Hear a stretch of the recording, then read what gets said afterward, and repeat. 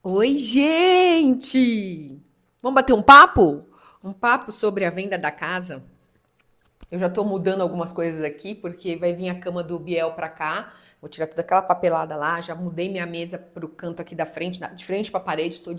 Eu falo que eu tô de castigo, de frente pra parede. E aí vai algumas mudanças acontecer aqui agora com a venda da casa. Então, eu tô ajustando e, enfim, trazendo coisas de lá pra cá, porque agora a gente tá fazendo a divisão das coisas. E eu quero compartilhar com você que foi um pedido de vocês sobre a venda da casa. E eu quero contar para você duas histórias que elas vão se conectar. E junto dessas histórias e o conteúdo que eu quero te trazer hoje é sobre o poder da manifestação que a gente tem de criar as coisas, tá? E o quanto a gente precisa aprender a soltar e o quanto a dúvida também não traz os resultados. Então, vai ser sobre isso esse vídeo, claro, contextualizando com a minha história, com a minha experiência, mas vai servir para você aprender sobre esses pilares para você que deseja manifestar alguma coisa na sua vida. Então, essa é a ideia, essa é a proposta do conteúdo que eu quero te entregar nesse vídeo. Então, vamos lá? Como eu contei para vocês, a gente vendeu a nossa casa, então vai fazer 11 meses de divórcio. Tá fazendo 11 meses agora que eu tô morando aqui, né? Porque mês que vem é isso mesmo, agosto já é o último. E aí setembro já começa, já tem que pagar minha renovação de aluguel. E esse foi o tempo que levou para vender a casa. A gente sabe que vender um imóvel não é algo tão rápido assim.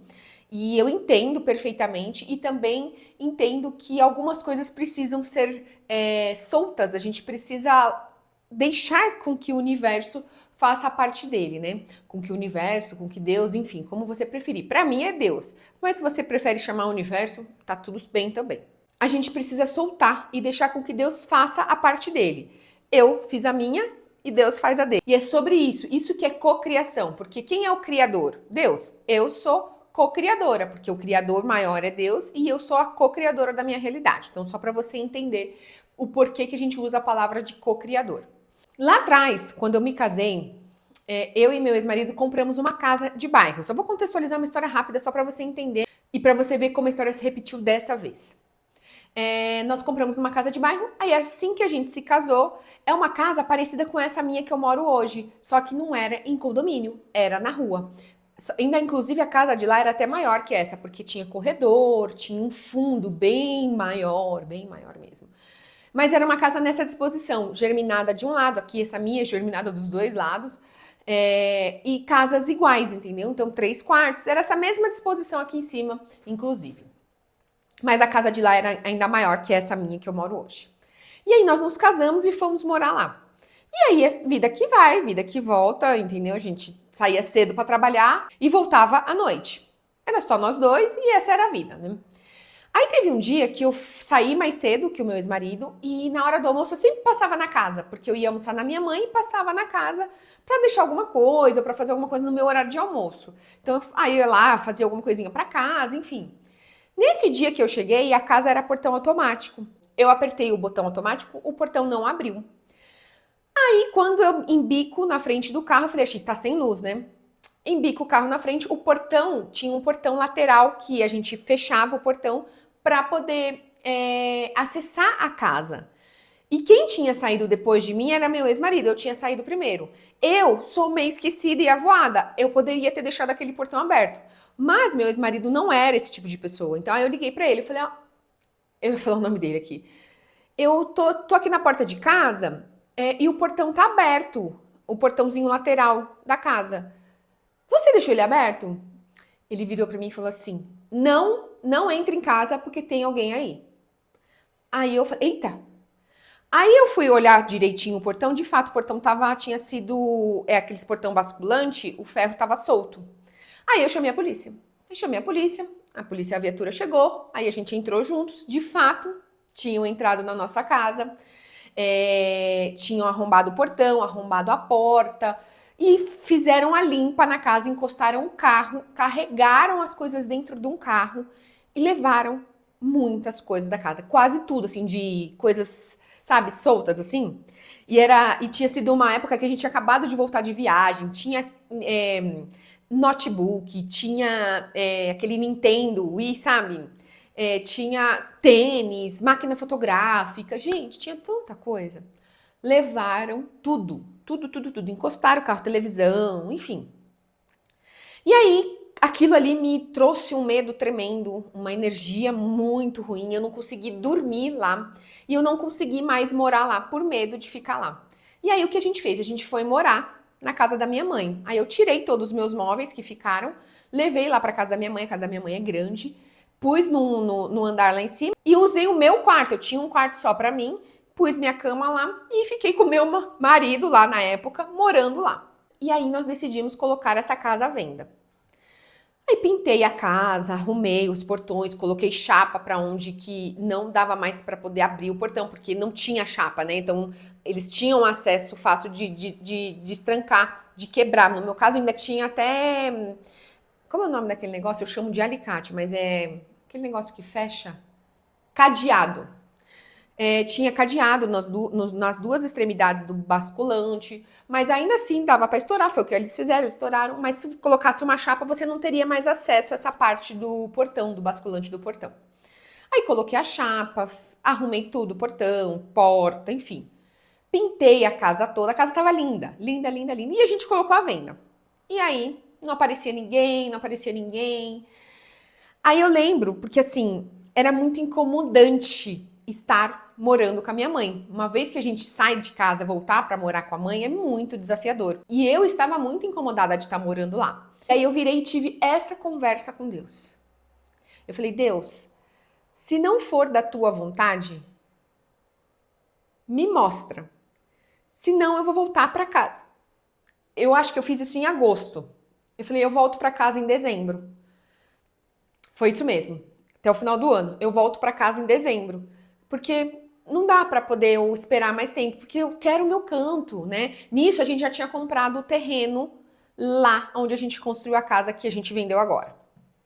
E a gente precisava dessa grana para construir a casa. Então, ou seja, eu precisava. Ou eu voltava para casa e a gente pagava o terreno e deixava lá mais para frente, ou a gente vendia a casa para poder construir. E essa foi minha oração. Foi esse meu pedido para Deus, sabe? Que o Senhor traga a pessoa certa para comprar a nossa casa.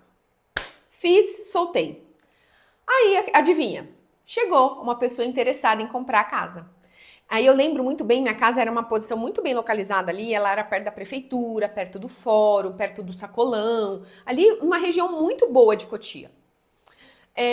Só que era uma casa de bairro. Aí chegou uma pessoa que queria comprar e ele trabalhava no fórum de Cotia, e é bem próximo ao fórum da onde é essa casa.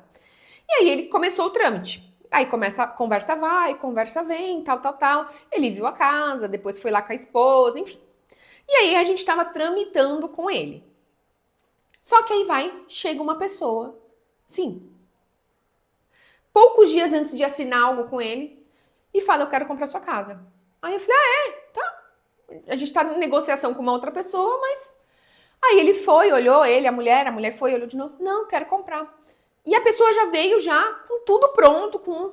Assim, eu não lembro detalhes exatos, mas eu lembro da situação. De eu estar negociando com uma pessoa, vim, e essa pessoa comprou minha casa. E foi tudo muito tranquilo, muito fácil de fazer, resolver, pá, pum. Vendi a casa, construímos lá, fiquei morando na minha mãe mais de um ano. Engravidei na minha mãe, aí assim que o Felipe nasceu, a gente mudou pra lá, pra casa que a gente tem hoje, que a gente acabou de vender. Então o Felipe nasceu na minha mãe e logo em seguida a gente mudou pra casa e aí ele cresceu lá. Aí corta pra agora, 2025, isso foi em 2013. 2025. 2024, me separo e a gente põe esse imóvel à venda. E a gente vê vários imóveis sendo vendidos ali dentro do condomínio. Nós abaixamos o preço do nosso imóvel para poder concorrer, mas o nosso imóvel era um imóvel diferenciado, então a gente não poderia baixar tanto e também a gente não queria, pelo fato até mesmo de valorizar o que a gente tinha feito. Aí eu lembro de uma fala do meu ex-marido falando para mim assim: será que não vai vender? Tá vendendo tal casa, ainda me mostrou, mandou print e tal. Eu falei assim: vai, calma. Na hora certa vai chegar a família certa que vai gostar da nossa casa e que vai ter as condições para comprar a nossa casa. Então, vamos soltar, solta, confia. E aí, passa. E aí a gente não recebia nem visitas para ver o imóvel, tá? Só para você ter uma noção. Então a gente tava bem assim, sabe? No meu caso, eu já tinha soltado, mas eu sei também que meu ex-marido tinha soltado, porque eu já tinha tido uma conversa com ele, ele já tinha falado, eu quero que vende a casa. Aí, questão de 20 dias atrás, 20 dias, 30 dias no máximo, chega uma mensagem no meu celular do grupo do condomínio pedindo o meu contato para poder ver a casa. Então, o corretor tinha um interessado para ver minha casa, só que ele não tinha minha casa no portfólio dele. Aí eu falei, pode passar meu contato, ele me liga. Eu tenho uma família interessada em comprar sua casa. É uma médica e um advogado, tal. Ele já tem X reais, já tem crédito aprovado, papapá. Falei, tá ok, então pode agendar a visita, vamos lá para olhar para casa. Aí agendou a visita, eles foram lá.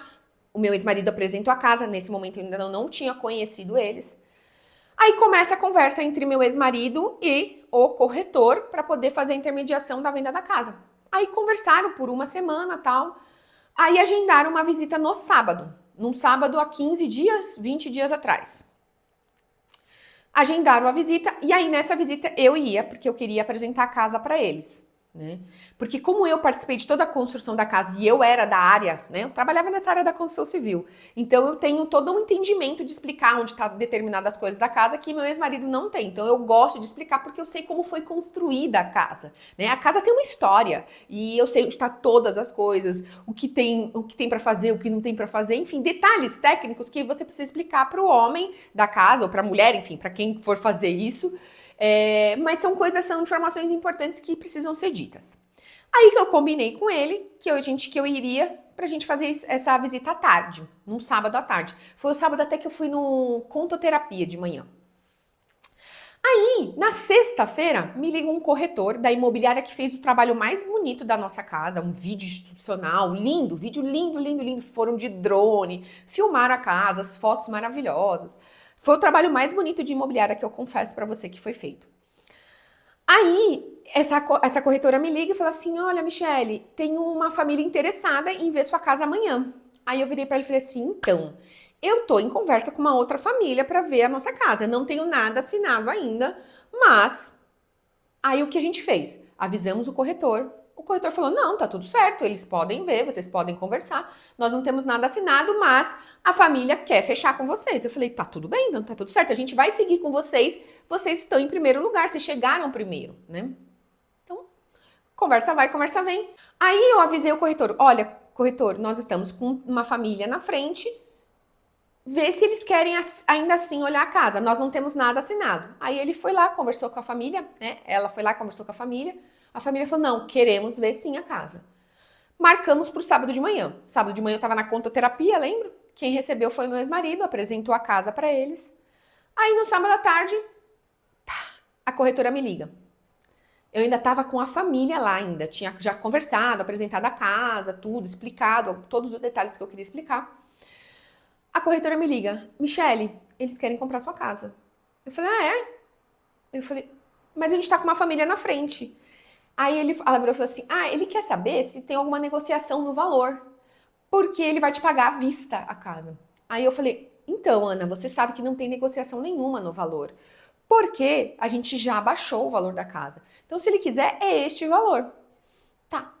Em conversa com meu ex-marido, a gente foi avaliar. E ainda eu disse para ela assim: e a gente não tem pressa em relação a financiamento ou ser pagamento à vista, porque o tempo do financiamento, querendo ou não, o meu ex-marido vai estar morando na casa com os meninos e a casa é do lado da escola. Então a gente não tem pressa para sair do imóvel também, até o tempo para a gente poder buscar um novo imóvel pro meu ex-marido, a gente adaptar a escola, a gente adaptar todas as outras coisas. Então, para mim, se é à vista ou se é financiado, pra gente não importava. E de verdade, não importava mesmo, porque é o trâmite que tem para poder entregar um imóvel. A gente não quer sair correndo, né?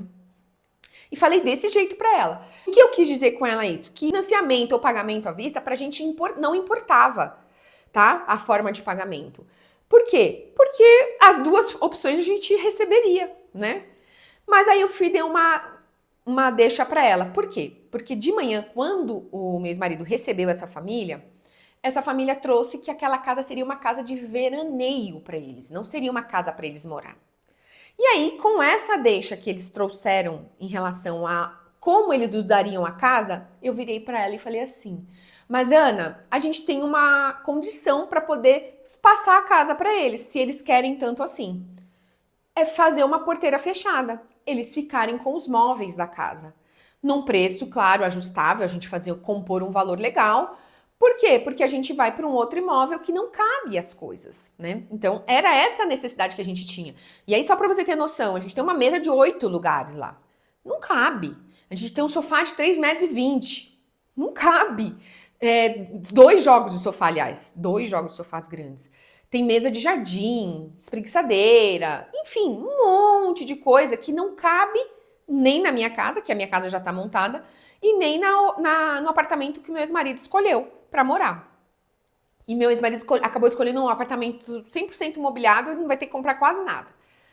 Enfim, então, ou seja, pra gente seria muito vantajoso vender a casa com a porteira fechada.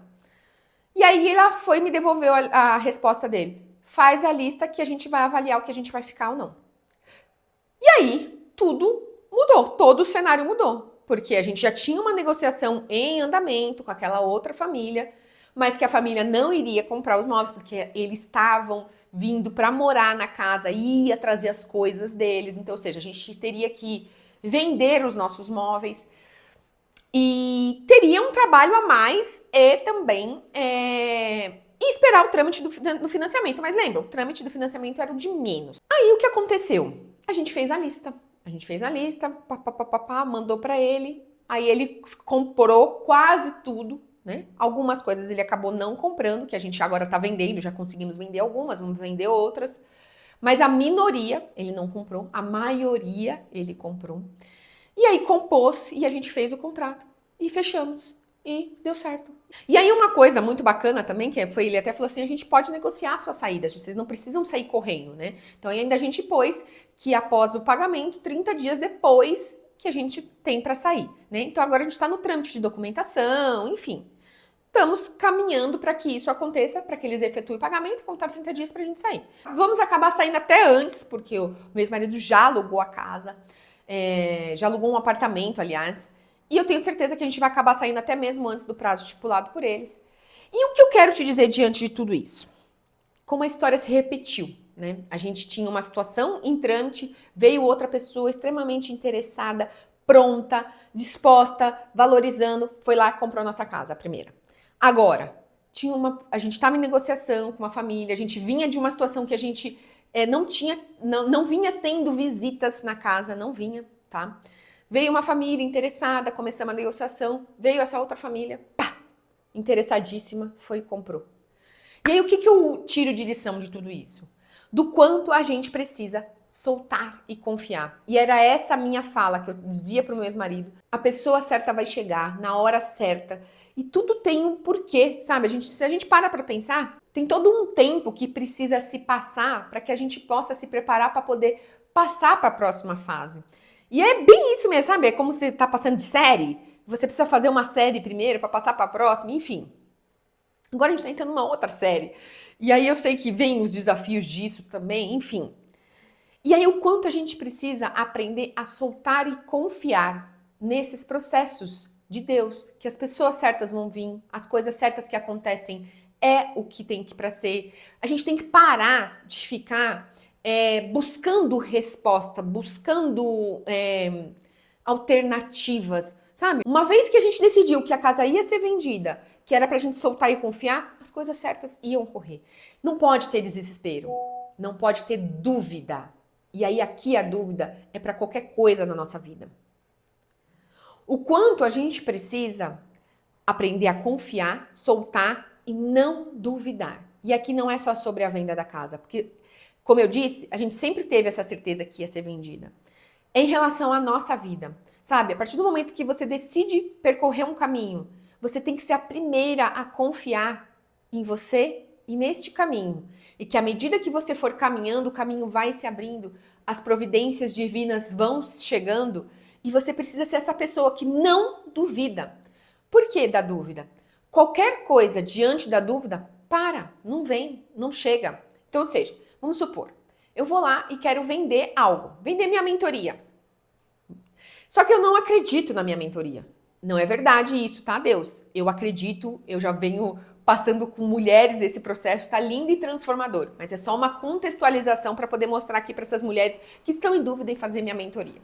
Mas a dúvida vem de mim, da minha parte. Eu duvido que a minha mentoria, no que eu vou entregar, no meu processo, do que eu passei, de como eu estruturei ela, não vai servir para essas mulheres. Se eu tenho dúvida, eu não vendo. Consegue entender? A mesma coisa daí. Se você tem dúvida, sabe, que nem você decide fazer uma mentoria, decide comprar um curso, decide fazer tal coisa. Se você tem dúvida que aquele negócio não vai dar certo, não vai dar certo. Não vai. Você pode comprar, você pode investir, você pode ir lá e não vai dar o resultado que você busca. Por quê? Porque você não acredita. Foi assim quando eu comprei a minha mentoria aqui pro YouTube. Eu lembro nitidamente, eu falei assim, o meu canal vai dar certo. Eu vou dar certo. Eu ainda lembro que eu falei pra Dani, eu vou ser um case seu. E de fato, fiz os vídeos, passei pelo processo com ela, segui as orientações, porque esse é o papel do mentor, né? Ele te mostra um caminho, você vai e percorre o seu caminho. O mentor não te dá a solução. Quem vai passar pelo processo é você, só você. E você precisa ter um elemento fundamental para você passar por um processo da mentoria, de um curso, de um livro, enfim. Você precisa acreditar que você vai alcançar o seu objetivo diante daquele investimento. Entende? Então, você, do lado da Daí, se você não acredita em você, nas coisas que você decide fazer, no objetivo que você deseja alcançar, no sonho que você deseja realizar, se tem dúvida, já entenda, não vai chegar. E aí é você se questionar, por quê? A vida começa a acontecer. A vida começa a acontecer, as coisas aparecem, e aí você fica tentada. Putz, tal coisa, vou fazer tal coisa, vou fazer tal coisa, eu esqueço. Ao ficar tentada, você acaba desconectando do seu objetivo. E aí você fica pulando de galho em galho.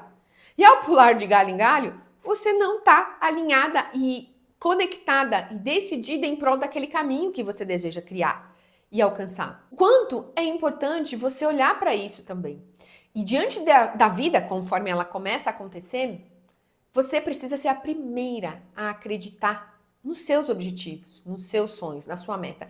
E aí, já falando de um outro conteúdo que eu venho estudando muito, do quanto a gente é a consciência, a gente tem que soltar, porque a gente não é os nossos bens materiais, tudo isso vai passar, sabe? Ter um desapego.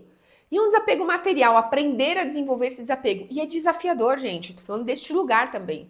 Eu vejo nitidamente a Michelle quando estava casada, no fim do seu casamento, o desapego que eu tive que fazer em relação a casa, carro, bens, a vida, status, família, aquela zona de conforto que de confortável não tinha nada.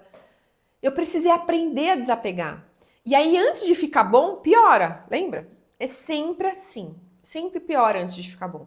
E aí, eu fiz um movimento que foi muito desafiador para mim. Vim morar sozinha, montar uma casa, construir uma nova rotina, construir um lar para os meninos, construir um lar para mim, construir um ambiente que eu me sentia segura. E aquilo tudo ali foi um vale muito desafiador de passar, emocionalmente falando. E aí você tá sozinha diante de tudo isso. E aí quando você é casada, você tem uma pessoa para te apoiar nas decisões, vocês vão juntos fazendo as decisões. Quando você é sozinha, não. É você com você mesma, é você e Deus. E aí você tem mais medo, é normal, é normal. Mas você precisa confiar. E aí você vem esse espaço, sabe, de fé, de confiança, de que as coisas vão dar certo, os caminhos vão se abrir. E foi a manifestação dessa casa aqui, que tinha uma pessoa na minha frente, depois eu fui conseguir a casa. E assim vencendo todas as coisas, a compra do meu carro, agora a venda da casa. E aí eu tô falando de bens materiais? Tô. Mas vamos falar também em relação a mim, comigo mesma? O quanto eu precisei aprender a confiar em mim. E lá atrás eu não confiava, eu não acreditava em mim. Eu lembro quando foi em agosto que eu comecei a morar aqui. Eu comecei a morar aqui em setembro, dia 1º de setembro. Na última semana de agosto, eu não acreditava em nada em mim. Sabe? Eu não acreditava que eu era capaz de construir um caminho, de abrir um canal, não tinha nem essa possibilidade. Eu não enxergava nem essa possibilidade, só pra você ter essa noção. E aí a vida começou a ser vida. Eu abri meu canal aqui, foi em janeiro. Foi em janeiro? Fevereiro. Que aí eu monetizei no final de fevereiro, que deu 30 dias, isso mesmo. Só que eu só fui receber em abril, porque demora o trâmite da monetização. Mas o quanto que, ó, de setembro, agosto, né? Porque agosto eu já estava no trâmite da casa, de agosto até janeiro, olha quanto, agosto, setembro, outubro, novembro, dezembro, janeiro, 5 meses. 5 meses. Eu fiquei nesses 5 meses num vale emocional, porque além de olhar para as minhas emoções, no sentido de que eu aprender a morar sozinha, aprender a fazer minhas coisas sozinha, eu não tinha os meninos, então eu tinha muita ociosidade, então era uma batalha interna da minha mente mesmo. E ainda trabalhar, gerar renda para me manter. Claro que eu tinha a minha reserva, que me manteve, e que manteve, porque eu só fui começar a ter renda foi em fevereiro, né? Foi em fevereiro. Que me manteve nesses últimos tempos, e vem me mantendo, aliás, ainda, porque hoje ainda a minha renda ela não é o suficiente para poder manter o meu estilo de vida. E o quanto é importante a gente ter nossa reserva da paz, porque é ela que faz com que eu consiga continuar seguindo, trabalhando, fazendo as coisas, sem me preocupar, porque eu sei que eu tenho minha reserva. E as coisas estão acontecendo, eu estou construindo um negócio novo, mas um negócio novo é uma plantinha nova, pequenininha. Ela está começando a dar os frutos, as florzinhas dela. Vai chegar uma hora que vai estar carregado de flores e frutos. Mas eu preciso passar pelo processo de construção. E é o que eu estou fazendo agora. É o que eu estou fazendo aqui gravando esse vídeo. Então, eu estou passando pelo processo. Já colho os frutos? Colho, mas ainda não são o suficiente para poder manter meu estilo de vida. Mas a minha reserva vai me manter e me traz toda a tranquilidade e paz que eu preciso para poder seguir. Então, isso é um fator determinante, muito importante na vida de qualquer família. Tenham a sua reserva de paz. Para uma família que tem um emprego fixo, 6 meses é o suficiente. Para quem é autônomo, que é o meu caso, 12 meses. Porque foi o que aconteceu. Eu fiquei 5 meses no limbo emocional, patinando, e aí me encontrei. E aí aqui agora estou construindo meu negócio no digital. Então, para a gente fechar isso, o quanto é importante você olhar para o que você deseja. Você acreditar, você precisa ser a primeira a acreditar, não pode ter dúvida. Você não pode duvidar do que você quer. A dúvida ela não pode existir. A dúvida é uma barreira que paralisa os seus sonhos. Então, lembra disso. E à medida que você vai caminhando, você solta. Porque as coisas vão acontecendo. E aí, neste caminho, pode ser que você precise ajustar a rota? Pode ser. Tem vários sonhos meus que eu tô ajustando a rota. E tá tudo bem. A questão toda é que eu ainda continuo acreditando no meu sonho, no meu objetivo. Só que a gente ajusta a rota conforme as coisas vão acontecendo. A gente aprende, a gente vai errar. Sim, a gente vai errar. A gente vai fazer escolhas que não são tão boas. Faz parte, mas é aquilo. Olhar como tudo sendo um aprendizado. Agora, a gente entra numa nova fase. Se eu vou comprar um imóvel, se eu vou viver de aluguel, isso vai ser pauta para um próximo vídeo. Então, eu espero que você tenha a confiança de acreditar nos seus sonhos, de agir intencionalmente na direção deles e soltar. Porque Deus provém, Deus traz as pessoas certas, Deus abre o caminho, mas você precisa estar ali nele, caminhando, confiando e agindo. Combinado? Eu espero que tenha feito sentido eu compartilhar com você um pouquinho dessa história e possa ter te encorajado a confiar, a soltar e a não duvidar mais dos seus sonhos. Um beijo e até o próximo vídeo.